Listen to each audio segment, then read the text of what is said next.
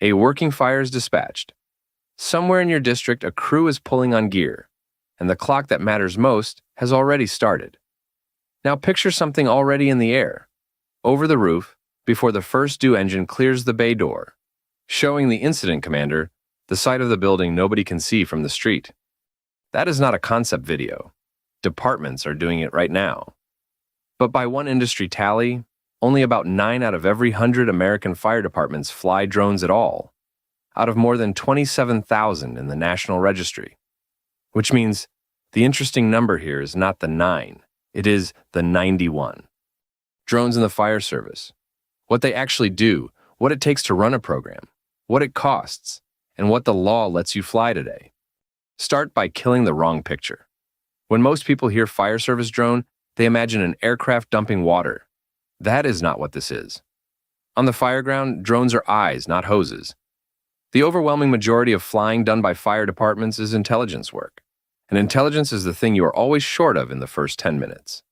Here's the core mission, and it is the one that sells the program. A 360 of the structure, flown in under a minute, while your crews are still masking up. You see all 4 sides and the roof. You see the exposure nobody mentioned on the dispatch. You see the addition on the Charlie side that is not on any pre-plan. Now add thermal, because thermal is the reason this stops being a nice to have. 2 cameras look at the same roof. The optical camera shows you shingles. The thermal camera shows you the fire moving through the void underneath them. And the word to know when you go shopping is radiometric. A radiometric thermal camera does not just show you hot and cold as a pretty picture. It reads actual temperature values through smoke from a standoff distance. That is the difference between a camera that makes an impression and a camera that makes a decision. Which brings up the single most repeated use in the fire service: sizing up a roof without putting a firefighter on it. You already know what a roof report costs when it goes wrong. A thermal drone gives you the same information: where the fire is, how far it has run, whether that deck is still holding, with nobody standing on the thing you're asking about.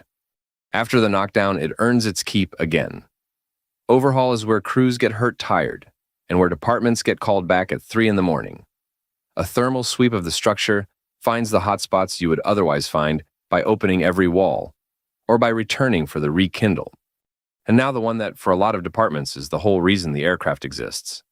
Search and rescue, a missing hiker, a child who wandered off, an elderly resident with dementia who walked out of the house at dusk and is now somewhere in 400 acres of woods, and the temperature is dropping. Here is why thermal changes that problem completely. A human body runs at about 98.6 degrees. The ground, the rocks, and the brush around them at night do not. So, on a thermal camera, a person is not a shape you have to recognize in the dark. They are the one warm thing in the frame. Think about what that replaces. A ground search is a line of people walking a grid, at night in terrain, covering a few acres an hour and getting tired.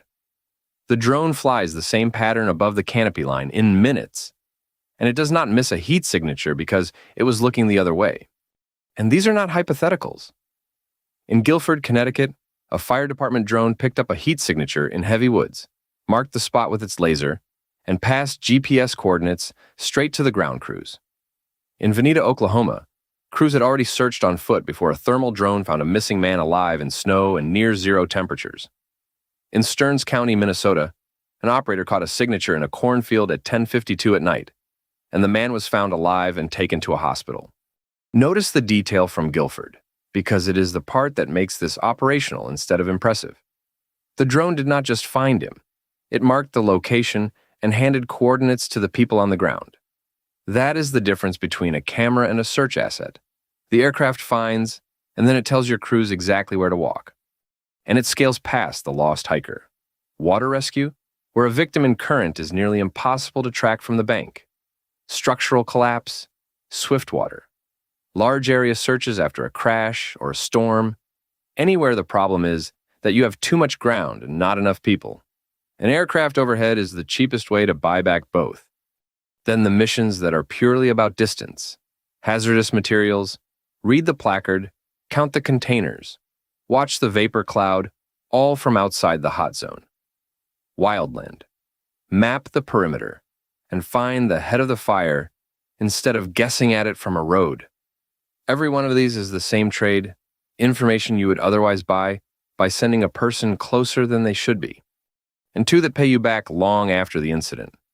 Accountability, a commander watching crews move on the exterior in real time, and documentation, origin and cause photography, and a record of conditions that your investigators, your insurer, and sometimes your attorney will all eventually want. Now the part that is actually changing. It is called drone as first responder. And the idea is simple. Instead of a pilot carrying an aircraft to a scene, the aircraft already lives on a rooftop in a dock. Dispatch drops a call, the drone launches itself, and it flies to the address while your engine is still getting out the door. And here's the number that stops people cold. A prepositioned drone can be overseen in about 90 seconds. Your ground units are working against a 7-minute target. That gap is not a small improvement in an existing process. That gap is a different information picture. At the moment, you are making your worst decisions. These are real programs with real numbers, and they mostly started on the police side. Chula Vista, California ran the first one in the country. Over 4,000 calls, with the drone on scene in under 2.5 minutes. Lakewood reported that in its first 6 months, the drone beat ground units to the scene 80% of the time. The fire service is moving in behind them. Fremont, California, launched the first joint police and fire program in 2024. And Dallas Fire Rescue put up a program built around aerial intelligence in about 2 minutes, with thermal cameras for night work and a loudspeaker so the pilot can talk to people on scene before anybody arrives. But the most interesting part of this is not response time at all. It is what commanders do with the picture once they have it. The Center for Public Safety Excellence published a strategic scan of these programs in July of 2026, and one of the things it looked at was response modification, adding, reducing, or repositioning resources based on what the drone saw, upgrading an alarm, or downgrading one. Think about what a downgrade is worth. Every second alarm assignment you did not need is apparatus still in quarters, mutual aid still available, and firefighters not driving fast to something that turned out to be a food on the stove.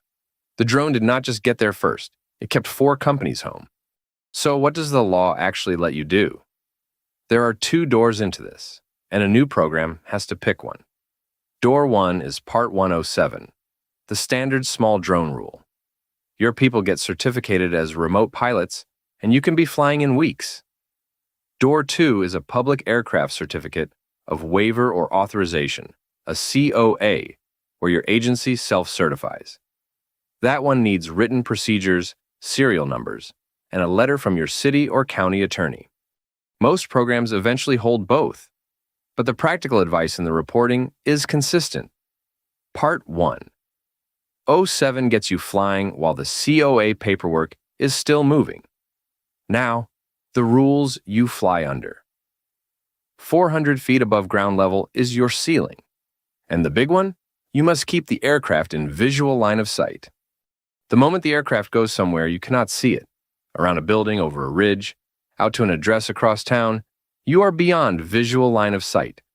And that is not something you simply decide to do. It requires a waiver. And beyond visual line of sight is exactly what drone as first responder depends on. There are relief valves, and you want to know them by name before the night you need them. The FAA's Special Governmental Interest Process handles emergency waivers for things.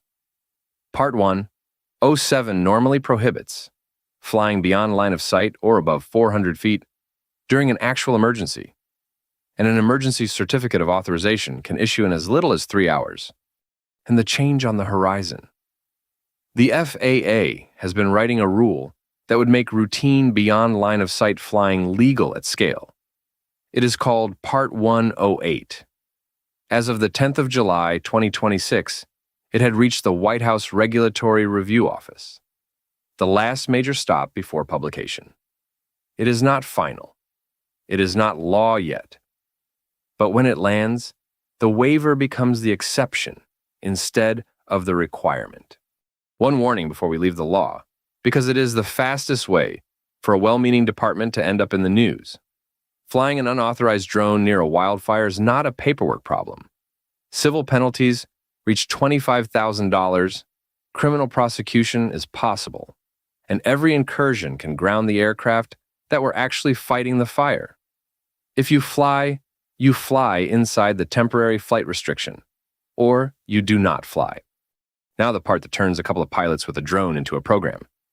There is a standard for this, and most departments flying today have never opened it. NFPA 2400, Standard for Small Unmanned Aircraft Systems, used for public safety operations. The current edition is 2024, and it is refreshingly concrete about what you owe. Before you implement a program, NFPA says you adopt policies and procedures addressing 5 things: overall program management, operational procedures, personnel qualifications and training and certifications, safety, and the care and maintenance of the aircraft and equipment. That is your table of contents. If your program does not have all 5 in writing, you have pilots. You do not have a program. Then it tells you how to decide when to actually fly. Deployment gets assessed against mission objectives, a risk assessment, and the availability and capability of your resources, which is a formal way of saying not every call is a drone call, and deciding that in advance is your job, not the pilot's at 2 in the morning. And it tells you how to buy.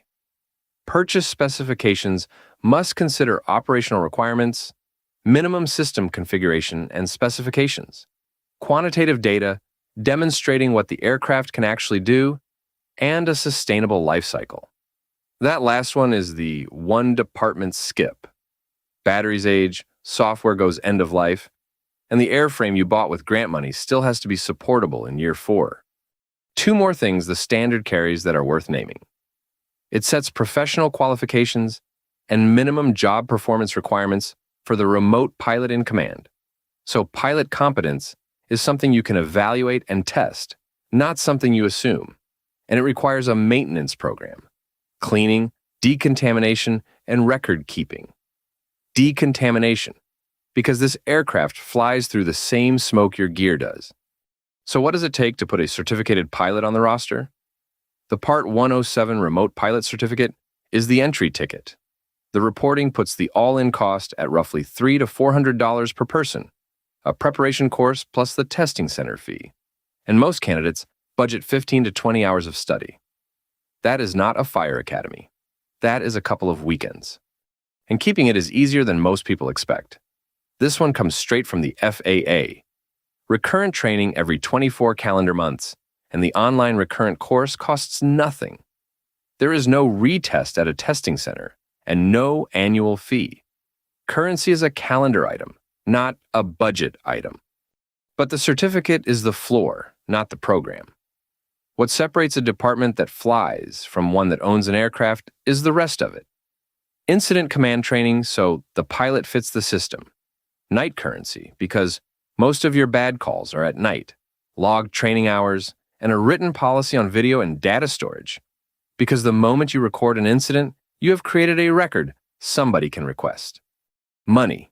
The reporting groups programs into 3 honest tiers, and it is worth knowing which one you're actually talking about before the money conversation starts. For scale on the aircraft themselves. Thermal-capable airframes are reported around $3,000 at the entry end, and a common public safety platform around $7,000 to $8,000. Above that, you're into multi-payload aircraft with laser rangefinders and longer endurance. But note what you are actually buying at every tier. The airframe is the cheap part. The sensor, the training, and the batteries are the program. And now, the thing that will decide what you are allowed to buy, which most of the buying guides online are older than.